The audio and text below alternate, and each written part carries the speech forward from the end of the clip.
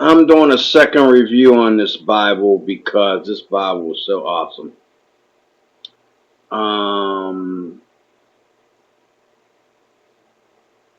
Let me see if I can help you. If you can look at the ISB number there. Um,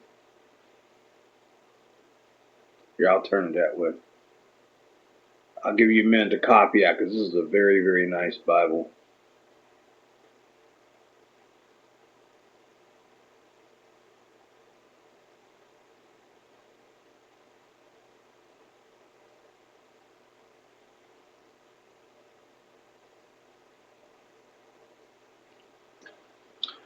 This Bible is blue leather, as you can see. The leather on here is not the most expensive, but it is a very nice soft leather, almost as soft as that goat skin that I have on my CSB. And that's why sometimes I see my CSB sitting there and I just pick it up and start reading it, because of this is why I love Bibles that are handheld. It makes me feel close to God. It makes me feel close to what I'm reading. I can read anything online all day or wherever I need to read it. And a lot of times I love to read. I had a Kindle, one of them Kindle iPads. That was my first iPad that I had. It was a Kindle iPad, and I lost it. I have another one in my closet over there. It has a Kindle account in it, but the registry, the tab, the SD card started malfunctioning, and I never got it fixed. And when I tried to get an SD card for it, nobody can, you know, I could go to Walmart, and if someone would take a minute to help me, they could look at the brand and the specifications of the iPad and order me a card. You know what I'm saying? It's a really nice. Um, but I decided not to worry about it because I don't know if you're only able to put so much memory on the card, and that's why it stopped on me, or what's going on. But anyway, also this engraving in this Bible is also um, the same kind of engraving that's in my CSB as well, where it's actually engraved in there. This is a very nice reading Bible, and again, the leather on here is very, very nice. As you can see, it has the silver pages, okay, which is very, very nice. The only thing I hate about this Bible is that it doesn't have red letter, because this Bible speaks very spiritually. Now, what it has in the back, let's start there. I didn't talk about this before. What it has in the back is it has 2 pages, 3 pages, 4 pages of color maps, the biblical order of the patriarchs, the Exodus route and conquest of Canaan. Very good stuff. Then it has, coming further in, it has the miracles of Jesus. Just a small little graph there called the miracles of Jesus. Oh, I didn't see this. It has the parables of Jesus. And, oh, wait a minute, what is this? Oh, then it has read your Bible through in a year. Then it has all the, it has like in the Thompson chain, it has the names, it has the introductions, the books in the back, just short introductions to every book of the Bible back here to let you know what the book is about. Nothing fancy, just a quick short introduction of the book in the back here. And then we get into this. Let me see what this is called. We get it instead of a concordance, it has a subject index. Okay? It has a subject index. Okay?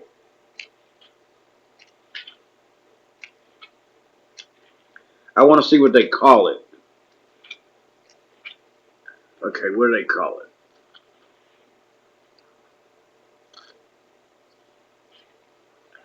They call it the NASB Topical Index of the Old and New Testament. So they have a topical index back here instead of a concordance. Now, I was looking for the word phylacteries, which is in Matthew chapter 23. I knew it was in Matthew, I just couldn't figure out what chapter it was in. So I kept looking through here, and I'm like, the word phylacteries isn't in here. So I looked up the Pharisees in here. And in the Pharisees, they tell you what all the problems Jesus had with the Pharisees. And the word phylactery, you know, it shows you where the Pharisees were hypocritical. And there's a whole line of scriptures here talking about the Pharisees and their hypocrisy. And that's how I found the word. That's how I found the word that I was looking for. And I want to read to you, before I do though, I want to read a verse to you that blew my mind and blessed me so much. King James only ain't going to like this, but this is better written like this than in the New King James. Maybe not better than the Amplified Version. The Amplified Version gives more detail. But without giving a lot of detail, the NASB did a good job here on Matthew chapter 7, verse 13. But before I go to that, a lot of Bibles now are putting the cross references down at the bottom of the page, in which they give you a lot of cross references when they put them at the bottom of the page. So I'm not bothered by that, because when they put them at the bottom of the page, they give you more cross references per verse. Okay? The layout of this Bible is very good. There's a lot of italics in this Bible. I guess that's one of the newest things about the 95 and the 2020. They give you a lot of italics. And they, you know, these italics are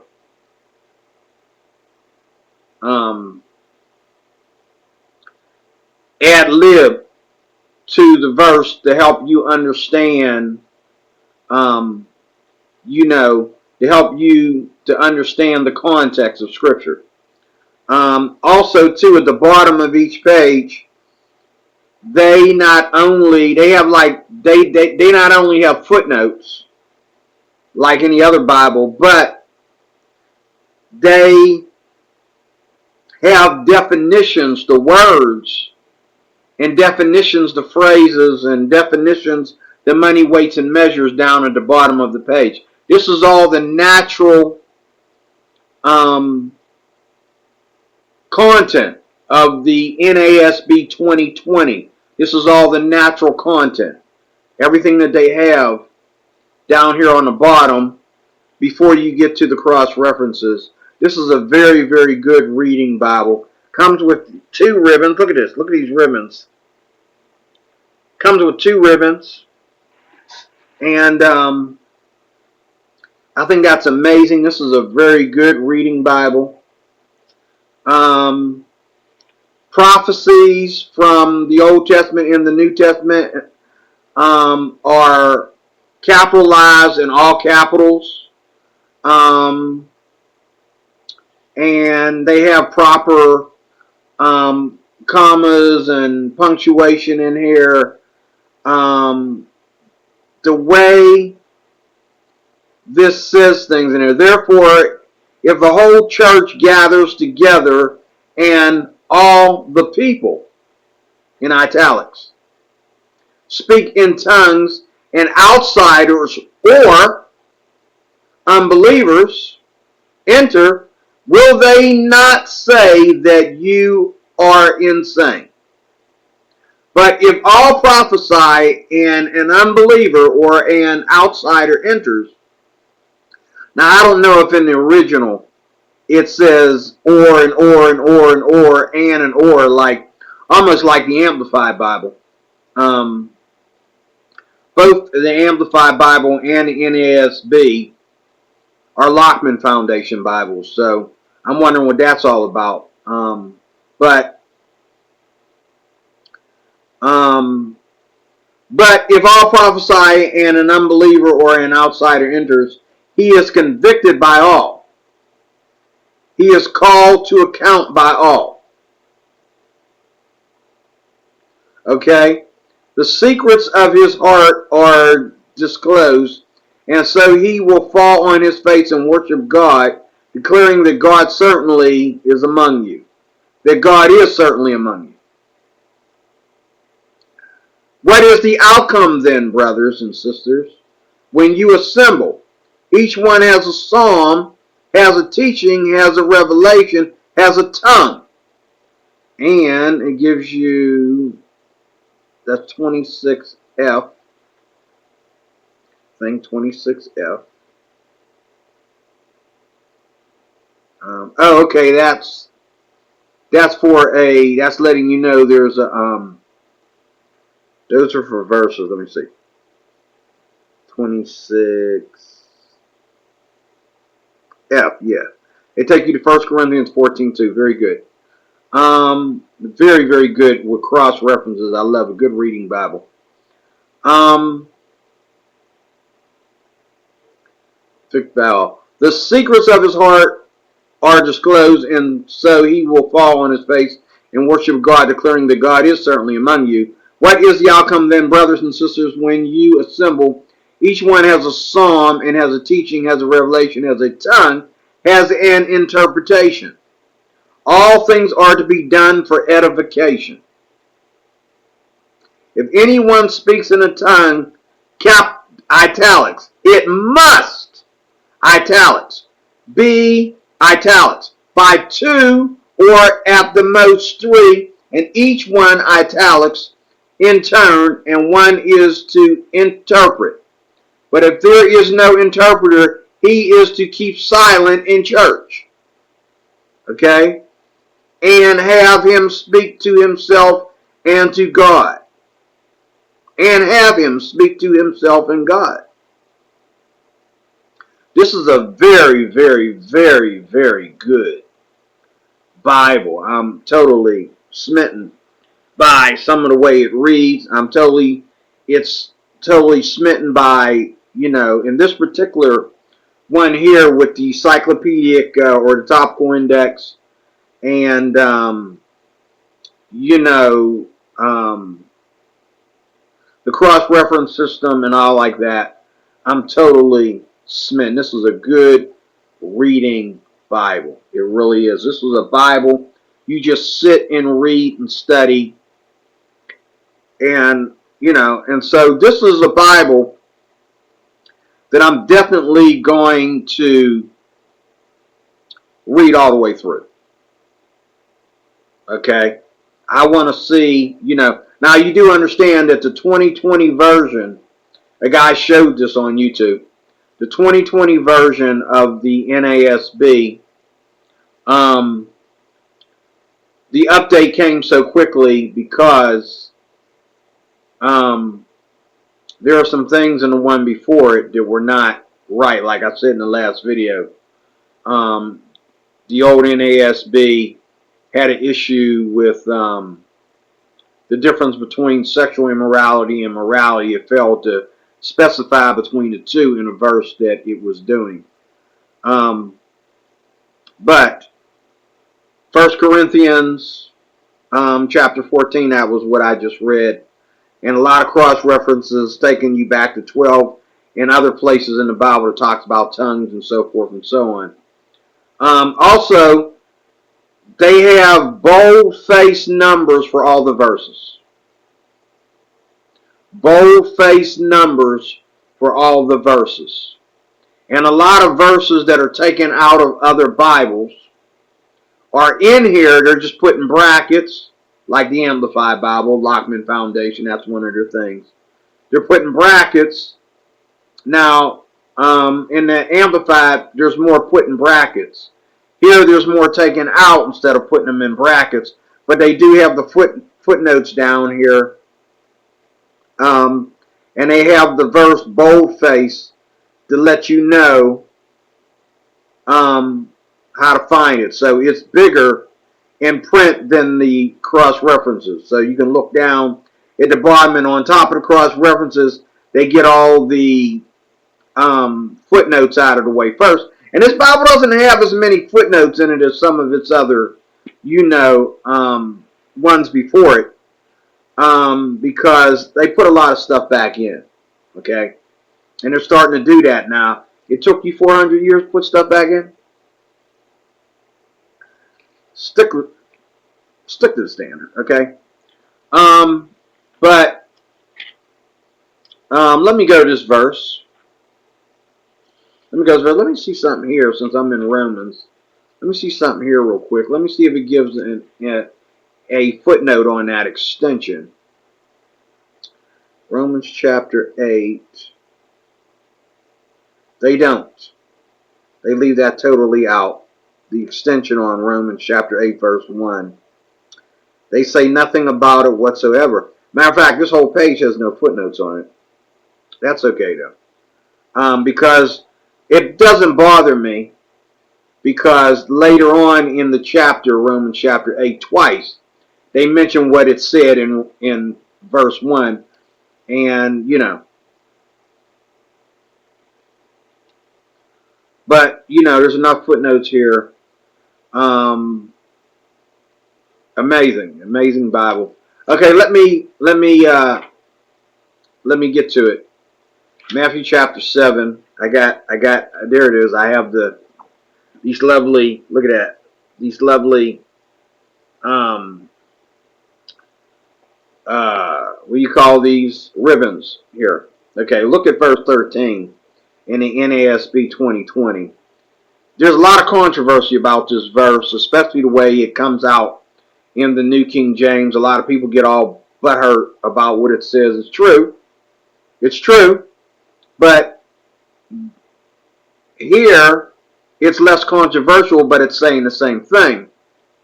Enter through the narrow gate, for the gate is wide and the way is broad that leads to destruction, and there are many who enter through it.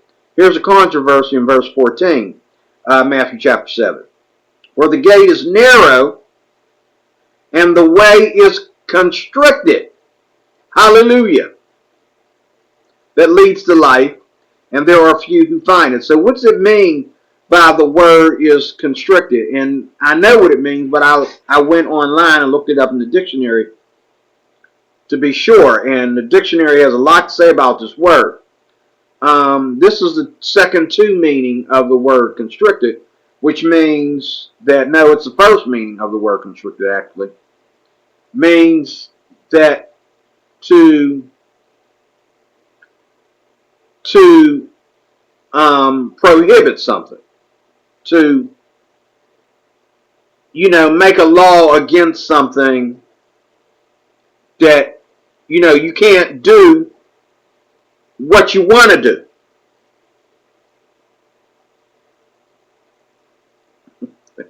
I love that. You can't do what you want to do.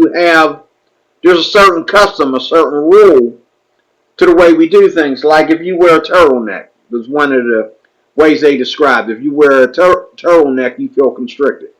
If you can't smoke in a certain place, you're constricted. You can't smoke. Okay?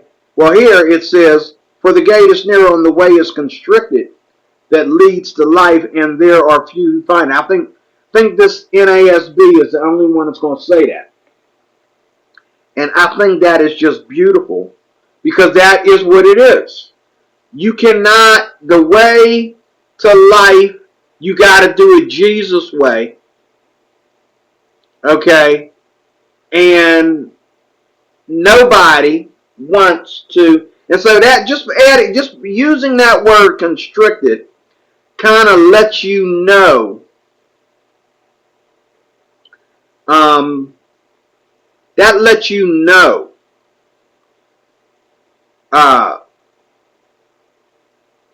exactly what it means by small or confined. Okay? It doesn't even use the word small or confined in here. But it says the gate is narrow and the way is constricted.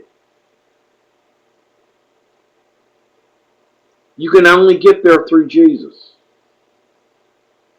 You can't choose your own way. You can't choose your own gospel. You can't choose your own righteousness. You have to go by the way that is there to go. It's constricted. That leads to life, and there are few who find it. So those are just a few things about the NASB that are just so beautiful. And this is one Bible, again, that I'm going to read before I let it sit and collect dust and get old and then don't want to read it.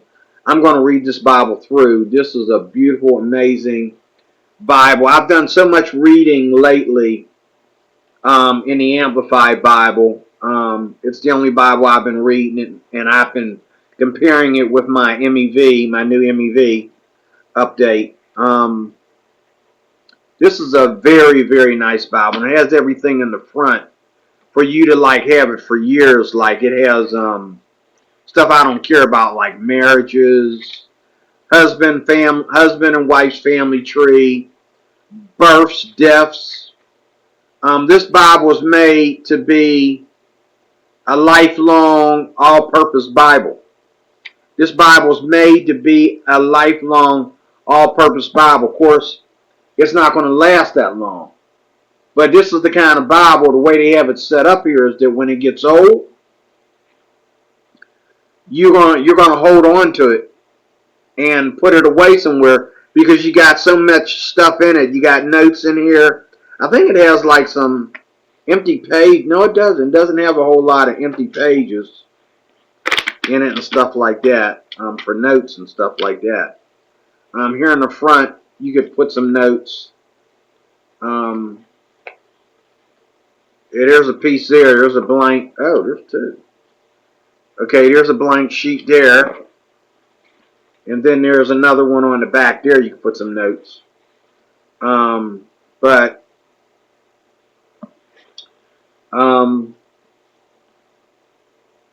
this is a nice Bible. And the way it puts a lot of things is very nice. I also noticed, and this is maybe one of the first Bibles to do it, this adds italicized extensions on verses. Something they criticized the King James for doing. Okay? Adding extensions to verses. It'll take out the King James extensions and put their own extensions in other verses. Let me say that again. They take out the King James extensions of a verse and put in their own extensions on other verses. That is a little more hypocrisy of the Nestle Island, if that's what this is from. I think it is. It might be majority text. I'm not sure, but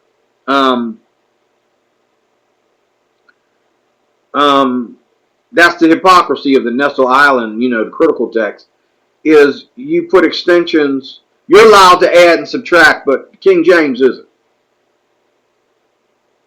The King James gets scrutinized. Oh, where's that in the text? Well, there's things in this NASB, and I'm proud of it because it helps clarify and explain some things. But there's things in the text that ain't in the original documents. It's not in there. Okay? But I love it anyway because it helps and it teaches. It teaches you things that you might not know if you read it in the King James, if you read it in the New King James. Okay? It teaches you things you don't know. It teaches you things that you're not going to know from reading it in the CSB.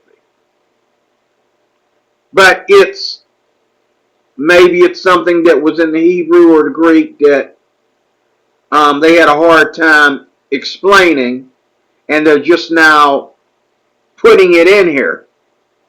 Okay, I don't know.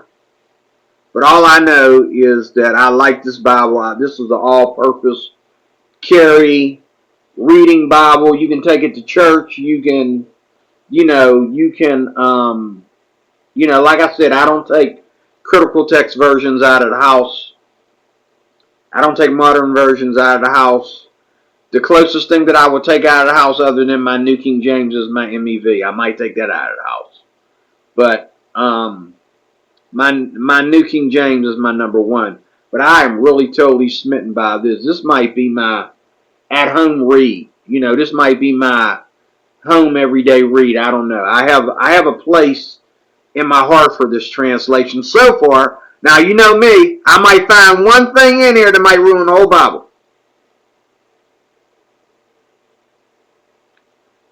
I might find one thing in here that might ruin the whole entire Bible. So I might be doing a video later where the NASB said this, and, spit on it, throw it in the trash, like that NIV. You want an NIV? I got one for you. I didn't put my name in it yet, I don't think. After Nichols showed what went on in Numbers chapter 5, I don't read the NIV. And there's a lot of renderings in there that are beautiful. But I don't read the NIV. And it's bad enough that all the modern versions are saying what they're saying in Psalm chapter 8. But if I have to bow to any of your critical text nonsense, I'll bow to the New American Standard. I'll bow to this. I will read this regardless of what I disagree with it. And the CSB. I got to get back. I've been reading a lot of that. I'm going to read that all the way through too. But this is a very, very nice Bible. Very, very nice Bible. So this is my second review of this NASB. Again, I don't know if you can see that ISP number or whatever. If you want to write that down.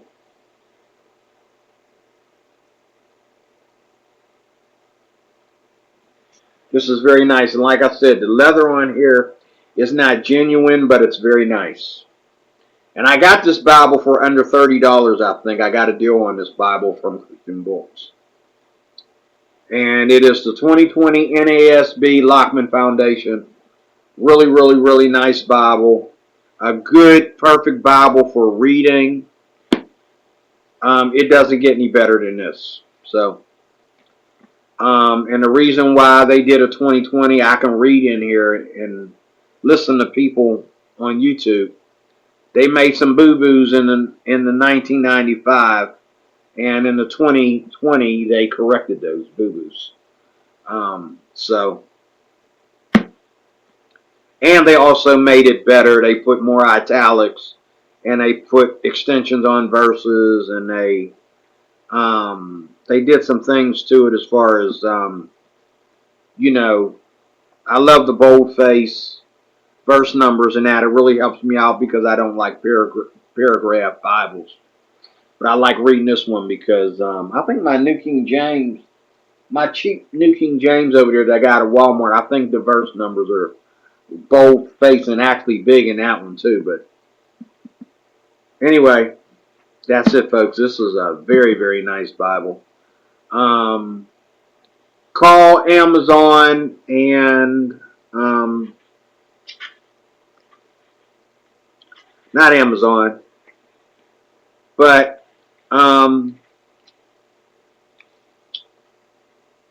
this was printed in Korea.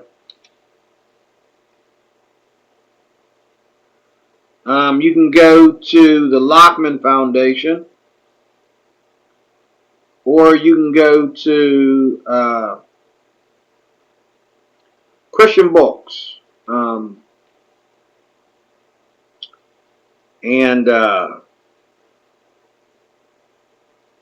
don't know why they always got to mention the KJV in these modern Bibles. You ain't got nothing to do with KJV.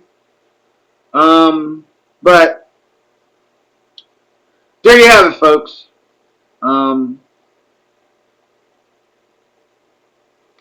This is the NASB 2020 Reference Edition. Okay? The NASB 2020 Reference Edition. The print in here is like, I think an 8 point something. It's not very big, but it's not very small either. It's like 2 down from large print. It's not as small as that MEV starter Bible with the references in that nice Bible. The print is bigger than that. It's like a step down from large print, maybe 2 down from large print. I don't know if it helps you here, but the print's not real small. Okay, the print is not real small. See that? It's kind of perfect. And if you're reading it like I'm here, like I'm reading it here, and you wear glasses, you wear reading glasses. You don't need reading glasses to read from here. Like, if I was to have my MEV that I have at work in front of me, I would need reading glasses to read it. I have my reading glasses over there. I would use reading glass to read it. So print's real small. This print is not real small. It's very, very, very, very, very like perfect for just casual reading. It's very perfect for reading. And it's made. It feels good in your hands. This leather feels so good in your hands. It's soft. And when you open it, the way it's laid out, it makes you want to read it. And I know a little bit about the NASB. I have a little history with the NASB. It's never been my number one, maybe my number two. But there you have it, folks. My second edition review of the NASB 2020. God bless you. Stay tuned for more.